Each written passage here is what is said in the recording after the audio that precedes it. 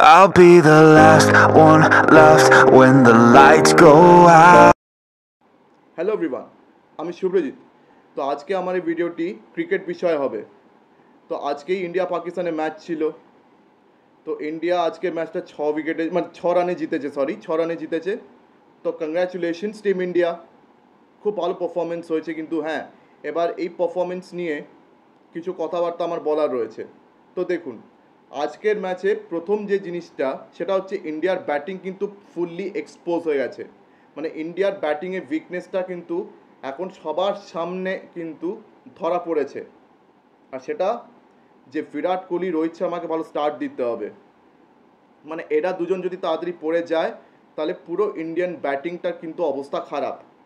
হ্যাঁ, ঋষভ পন্থের মতন ব্যাটসম্যান যদি রান তাড়াতাড়ি করে দেন, একটু বেশি করে দেন তো খুব ভালো। কিন্তু যেদিন ধরুন ঋষভ পন্থ হঠাৎ রান পেলেন না, তো ভাবুন টিম ইন্ডিয়ার কী অবস্থা হবে। মানে সূর্যা কুমার যাদবকে আমি যত দেখছি ইম্পর্টেন্ট ম্যাচে কোনো কাজে আসে না। এমনি বায়োল্যাটারাল ম্যাচে সূর্যা কুমার যাদব খুব ভালো খেলছে, মেরে মেরে খেলছে, বিশাল রান করছে। কিন্তু যেই ওয়ার্ল্ড কাপের সময় আসছে অমনি সূর্যা কুমার যাদবের ব্যাট চলে না, একদম চলে না। ইম্পর্টেন্ট ম্যাচে কোনোদিনও দেখিনি সূর্যা কুমার যাদবের ব্যাট চলেছে। ওই খালি আইপিএলে চলে বা বায়োল্যাটারাল ম্যাচে চলে, বাকি ম্যাচে সূর্যা কুমার যাদবের ব্যাট বেকার। আর রোহিত শর্মা, ওর তো এমনিতেই খালি ব্যাট চালিয়ে মারার একটা অ্যাটিটিউড আছে। ঠিক আছে, রোহিত শর্মা না ব্যাট চালিয়ে খেলছে, কিন্তু বিরাট কোহলি মানে এত ভালো ফর্মে আছে।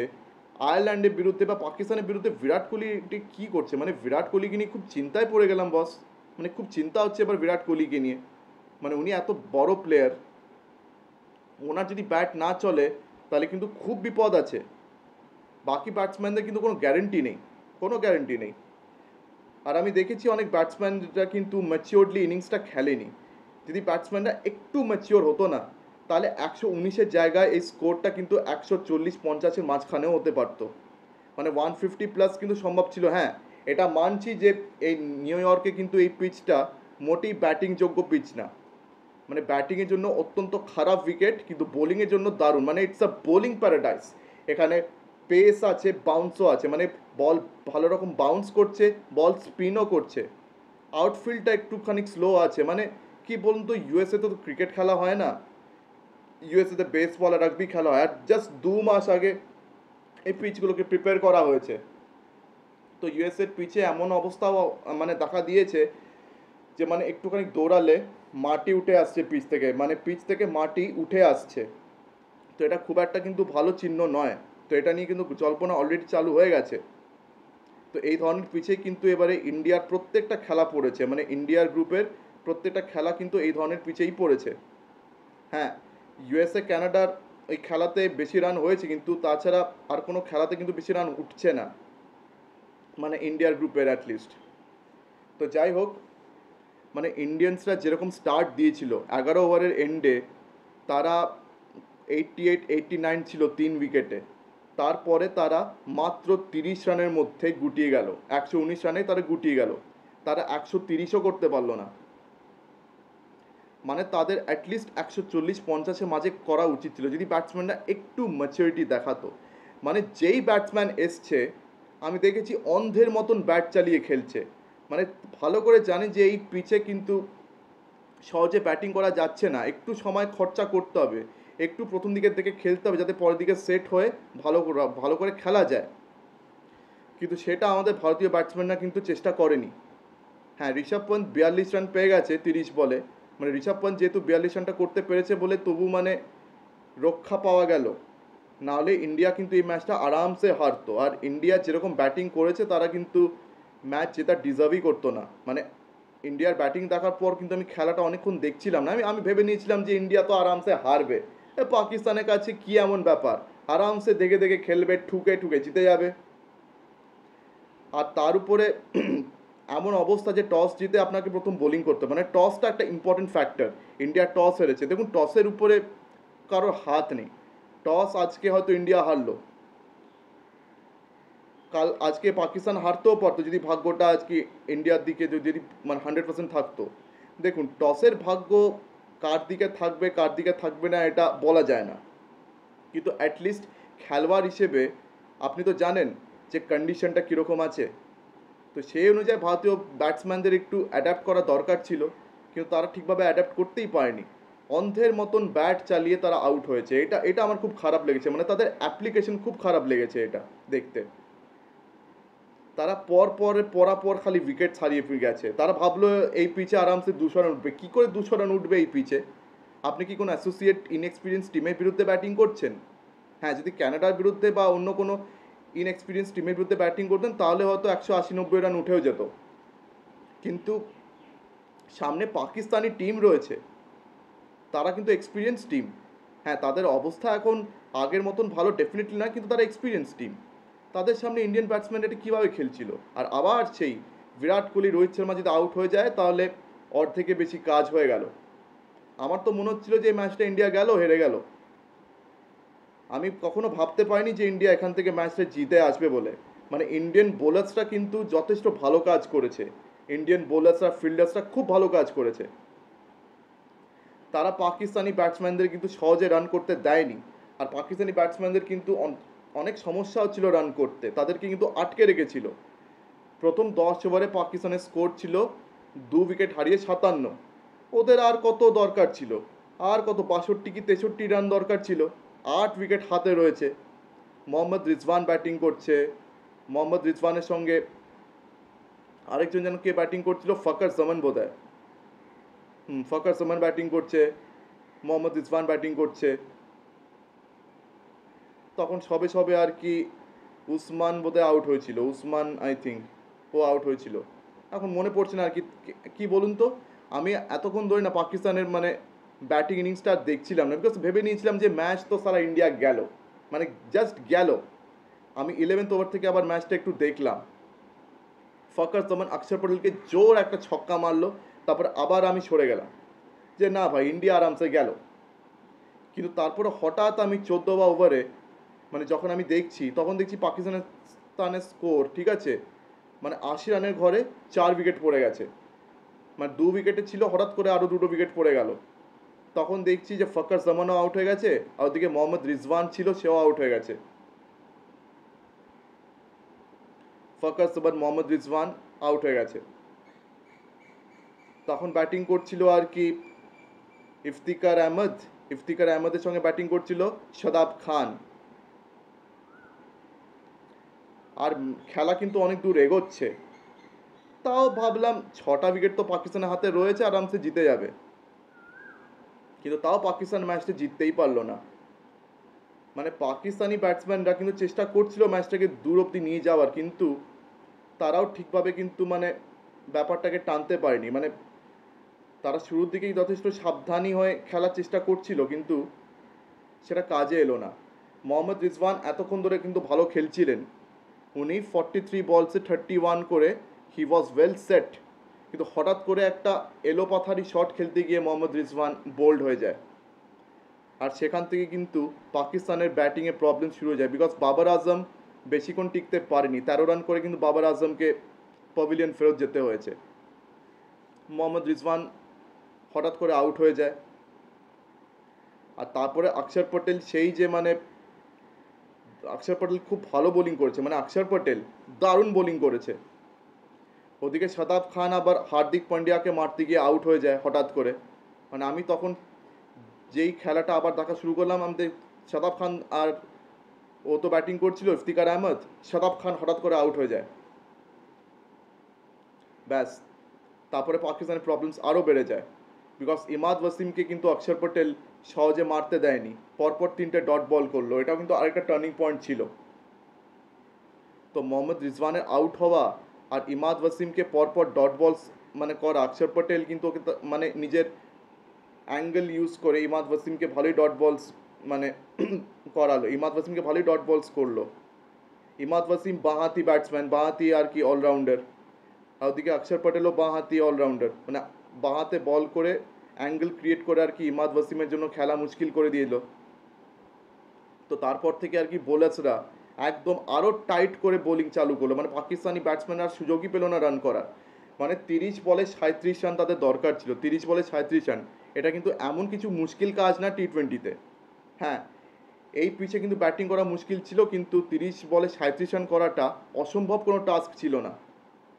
কিন্তু তা সত্ত্বেও ভারতীয় বোলার্সরা কিন্তু পাকিস্তানি ব্যাটসম্যানদেরকে রান তো করতেই দেয়নি, তাদেরকে চোক করলো।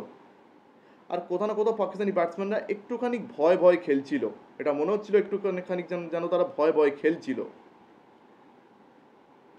মানে ইফতিকার আহমদ আর ইমাদ ওয়াসিম তারা কিন্তু টেনে টুনে চেষ্টা করলো ম্যাচটাকে অনেক দূর নিয়ে যাওয়ার, কিন্তু তারা জেতাতে কিন্তু পারলো না। সেই ইন্ডিয়ায় লাস্টে ম্যাচটা 6 রানে জিতে গেল। আর 19th ওভার আরেকটা টার্নিং পয়েন্ট, 19th ওভার যেটা বুমরা করলো, মানে জসপ্রীত বুমরা মানে ম্যান অফ দ্য ম্যাচের অ্যাওয়ার্ড পেল। মানে বুমরা কত বড় যে জিনিয়াস, আর বুমরা যে কত জরুরি ভারতীয় টিমের জন্য, আজকের ম্যাচ দিয়ে এটা আবার প্রমাণ হয়েই গেল।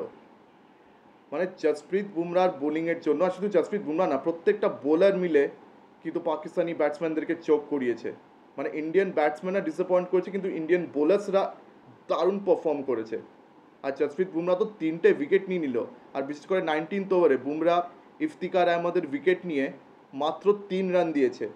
তখন পাকিস্তানের দরকার ছিল 12 বলে 21 রান, 12 বলে 21 রান, কিন্তু বুমরা দিয়েছে মাত্র 3। তো লাস্ট ওভারে পাকিস্তানে পড়ে রইল 18 রান। হরদীপ সিংকে দিয়েছে, হরদীপ সিং প্রথম বলেই ইমাদ ওয়াসিমকে আউট করে দিল। তো এখন পাকিস্তানের জন্য ব্যাটিং করতে নামলো হচ্ছে ওই নাসিম শাহ আর শাহিন শাহ আফ্রিদি।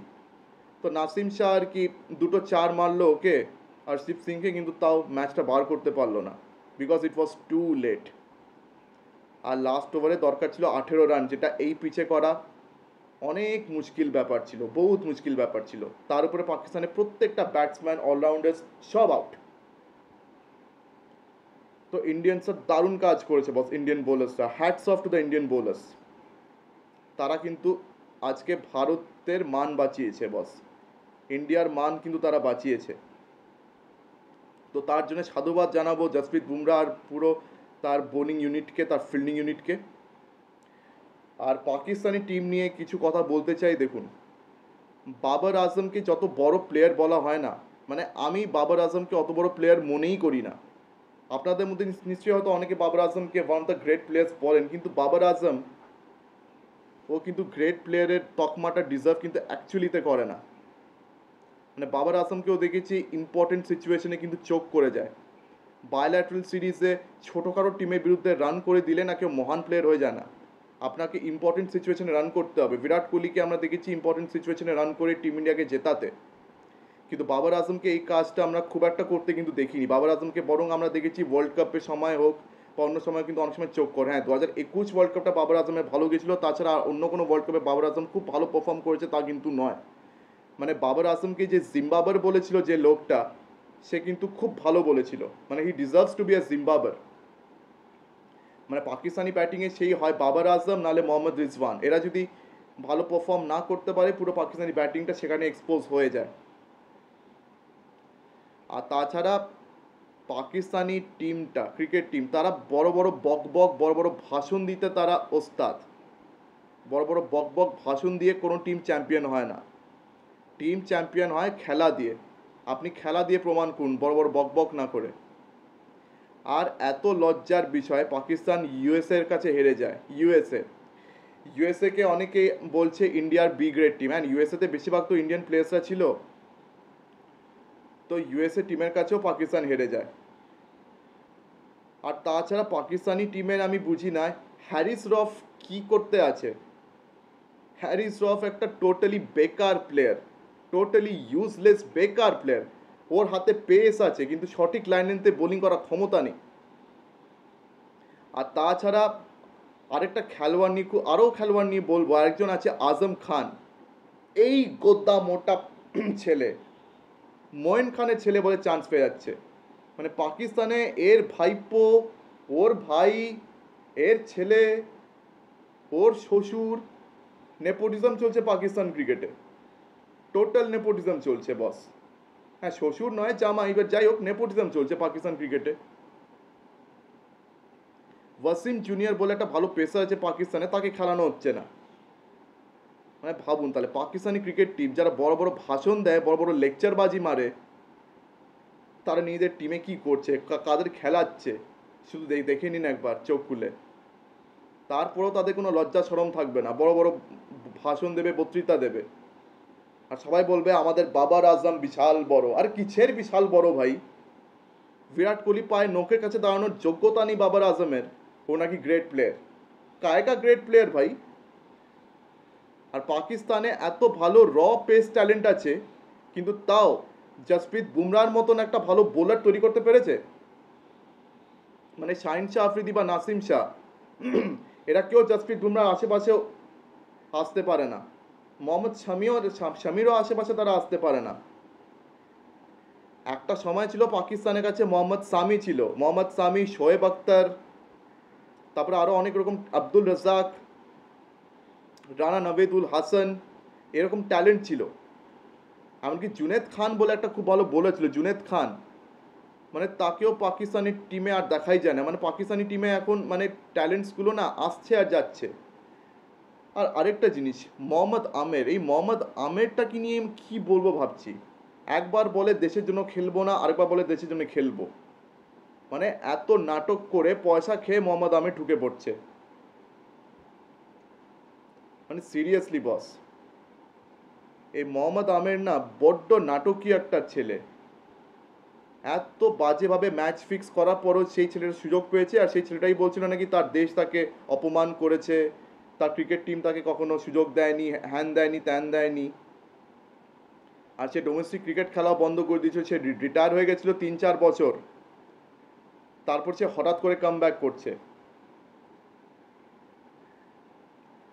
তো আপনি বলুন তো, এই ধরনের টিম কখনো উন্নতি করতে পারে? এই ধরনের টিমকে নিয়ে যারাই বড় বড় কথা বলুক, ঠিক আছে, এই ধরনের টিম যার কাছে কোনো ইনফ্রাস্ট্রাকচার নেই, আর শুধু পাকিস্তানি ক্রিকেট টিম বলে না, গোটা পাকিস্তান দেশের অবস্থাটা দেখুন।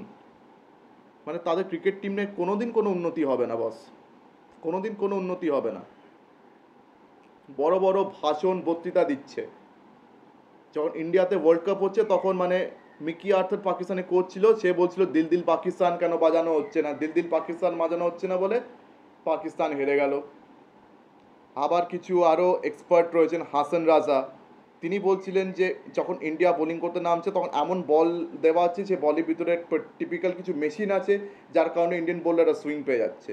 তো এরকম অনেক হাস্যকর মন্তব্য পাকিস্তানিদের তরফ থেকে আমরা রোজ শুনতেই পাই।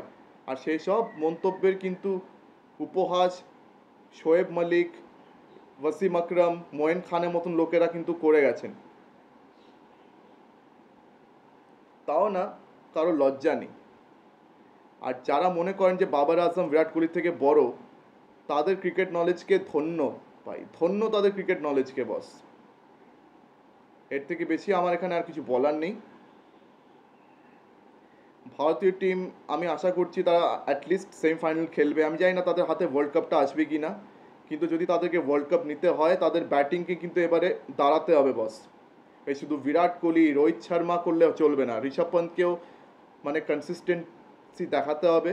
তাছাড়া শিবম দুবে, অক্ষর পটেল, রবীন্দ্র জাডেজা, এদের মতন অলরাউন্ডার্স তারা যদি ঠিক মতন ব্যাটিং না করতে পারে, সঙ্গে হার্দিক পান্ডিয়াও রয়েছে, মানে 4-4টে অলরাউন্ডার্স রয়েছে, তারা যদি নিচের দিকে ঠিক মতন ব্যাটিং না করে কি করে চলবে? তো ইন্ডিয়াকে নিজের ব্যাটিং নিয়ে কিন্তু অনেক ভাবনা চিন্তা করতে হবে এবারে। Indians need to think about their batting. তাদের ব্যাটিং নিয়ে ইন্ট্রোস্পেক্ট এবার কিন্তু করা খুব জরুরি। আমি দেখতে পাচ্ছি এটা না করলে কিন্তু ভাই টিম ইন্ডিয়ার ভবিষ্যৎ খুবই অন্ধকার। মানে এই ওয়ার্ল্ড কাপ যদি টিম ইন্ডিয়াকে জিততে হয় তাহলে তাদেরকে ব্যাটিং নিয়ে ভাবতে হবে। আর হ্যাঁ, এবারে স্ট্যান্ডিংসে মানে কীরকম অবস্থা, ইউএসএ 2টো ম্যাচ জিতে মানে আরামসে রয়েছে, ইন্ডিয়াও 2টো ম্যাচ জিতে গেছে, এদিকে পাকিস্তান 2টো ম্যাচ হেরে গেছে। আবার ওদিকে কানাডা 1টা ম্যাচ জিতেছে, 1টা ম্যাচ হেরেছে। আয়ারল্যান্ড 2টো ম্যাচ হেরে গেছে, 2টো না 3টে ম্যাচ আয়ারল্যান্ড হেরে গেছে। তো ইন্ডিয়া যদি বাকি 2টো ম্যাচের মধ্যে, যদি বাকি 2টো ম্যাচ বলতে ইন্ডিয়ার ইউএসএর সাথে ম্যাচ বাকি আর কানাডার সঙ্গে ম্যাচ বাকি, তো ইন্ডিয়া যদি ইউএসএ বা কানাডা কোনো একজনকে যদি হারিয়ে দেয়, ইন্ডিয়া কিন্তু আরামসে সুপার 8-এ কোয়ালিফাই করছে, রাইট? এদিকে ইউএসএর খেলা হচ্ছে ইন্ডিয়ার সঙ্গে বাকি, আর বাকি হচ্ছে আয়ারল্যান্ডের সঙ্গে। তো ইউএসএকে হয় আয়ারল্যান্ড নাহলে ইন্ডিয়া, কাউকে একটা হারাতে হবে। কাউকে একটা হারিয়ে দিলেই ইউএসএ কিন্তু আরামসে সুপার 8 খেলবে। যদি ইউএসএ দুটোর মধ্যে একটা ম্যাচ জেতে আর যদি ইন্ডিয়া দুটোর মধ্যে একটা ম্যাচ আরামসে জিতে নিয়ে যদি সুপার 8-এ উঠে যায়, তাহলে কিন্তু পাকিস্তানের এবার কোনো চান্সেস থাকবে না। আমরা কিন্তু এর আগেও দেখেছি 2022 টি20 ওয়ার্ল্ড কাপে পাকিস্তান প্রথম দুটো ম্যাচ হেরে গেছে, ইন্ডিয়ার বিরুদ্ধে বাজেভাবে হেরেছে, তারপর জিম্বাবুয়ের বিরুদ্ধেও পাকিস্তান হেরে গেল, কিন্তু তারপরেও সেই টিম কী করে যে ফাইনাল অবধি গেল, কী করে যে ফাইনাল খেললো, এটা এখনও আমার মাথায় মানে ঢুকলোই না। মানে এখনও ভাবছি যে 2022 T20 world cup final Pakistan খেললো কী করে। তো এই ধরনের পসিবিলিটিস কি পাকিস্তানের রয়েছে? তো আমি আগেই হিসাবটা বললাম যে ইউএসএকে যদি দুটোর মধ্যে ইউএসএ কোনো ম্যাচই না জেতে, বা ইন্ডিয়া যদি দুটোর মধ্যে কোনো ম্যাচ না জেতে,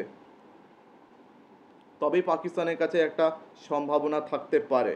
কিন্তু পাকিস্তানকে যে দুটো ম্যাচ আর কি জিততে হবে, মানে যে দুটো ম্যাচ পাকিস্তানের বাকি আছে সেই দুটো ম্যাচ পাকিস্তানকে খুব বড় মার্জিনে জিততে হবে। ইউএসএ যদি দুটোর মধ্যে একটা ম্যাচও ভুল করে জিতে যায়, তাহলে ইউএসএ সুপার 8-এ উঠলো, আর ইন্ডিয়াকেও দুটোর মধ্যে যে কোনো একটা ম্যাচ জিততে হবে জাস্ট সুপার 8-এ ওঠার জন্য। আর যদি সেটা হয়ে যায়, এই দুজন যদি কোয়ালিফাই করে যায়, তাহলে পাকিস্তানের আর কোনো চান্স থাকবে না। তো এই হচ্ছে এখন অবস্থা তাদের। তো যাই হোক, আমার ভিডিওটা এখানেই শেষ করছি। তো আজকের দিনের মতন টাটা, চোখ রাখুন পরবর্তী ভিডিওতে। ধন্যবাদ।